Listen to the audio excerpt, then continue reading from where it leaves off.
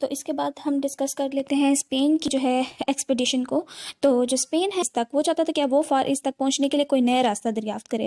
تو جو Christopher Columbus تھا تو اس نے سوچا کہ میں جو ہے ویسٹ کی طرف اگر جاؤں گا اٹلانٹک اوشن میں تو میں چائنا پہنچ جاؤں گا.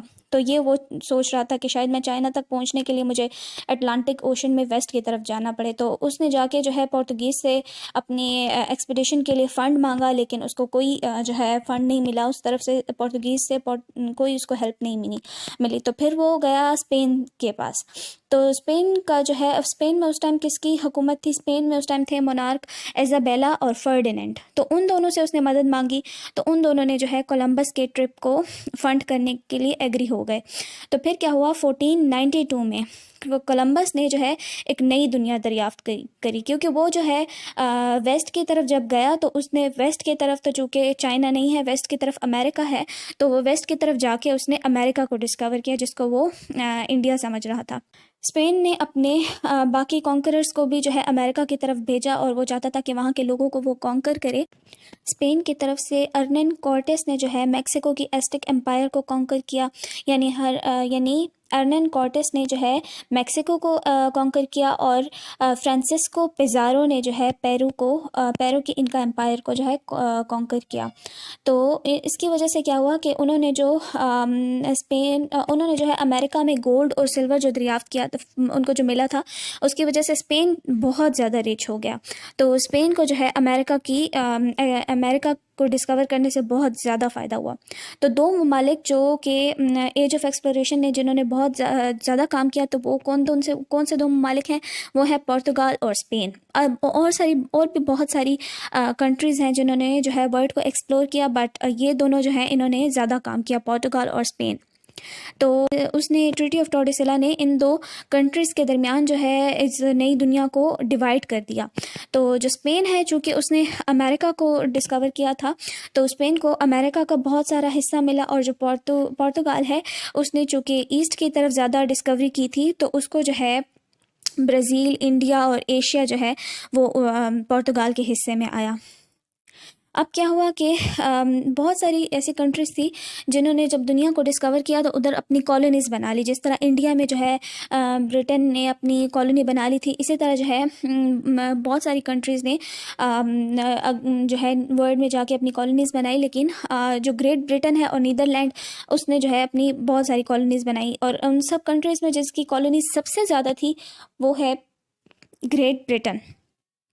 تو جو گریٹ برٹن کی کالونی کا سائز ہے وہ سب سے زیادہ ہے, کیونکہ اس میں 13 کالونیز آ جاتی ہیں جو اس نے امریکہ میں بنائی تھی, جو بعد میں اکٹھی ہو کے یونائٹڈ اسٹیٹس, جس کو اب ہم یونائٹڈ اسٹیٹس کے نام سے جانتے ہیں, تو وہ 13 کالونیز جو ہے وہ کس نے بنائی تھی؟ Great Britain. وہ گریٹ برٹن کے انڈر تھی. ایکسپلوریشن ہے اس نے جو ہے جغرافی میں بھی بہت اپنا امپورٹنٹ رول پلے کیا.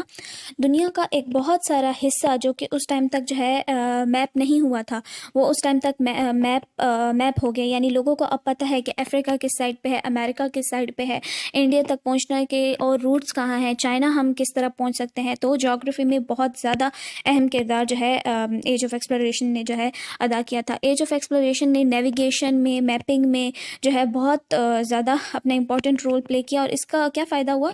جو فیوچر ایکسپلوررز تھے اور ٹریولرز تھے ان کو اس سے بہت فائدہ ہوا, کیونکہ اب ان کو پتہ ہے کہ اب ہم کس سائڈ پہ, ہمیں اگر ہمیں امریکہ جانا ہے تو ہمیں ایسٹ کی طرف جانا چاہیے یا ویسٹ کی طرف جانا چاہیے. تو اب ان کو پتہ ہے کہ اب ہمیں کس سائڈ پہ جانا چاہیے.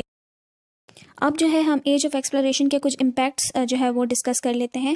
تو ایج آف ایکسپلوریشن میں کے جو امپیکٹس ہیں اس میں ایک امپیکٹ یہ ہے کہ اب لوگوں کو افریقہ اور امریکہ کے بہت سارے ایریاز کے بارے میں جو ہے اب نو ہاؤ تھی, ان کو نالج تھی. تو اب وہ یورپ کے لوگوں تک جو ہے اپنی نالج لے کر آئے تھے وہ ایکسپلوررز.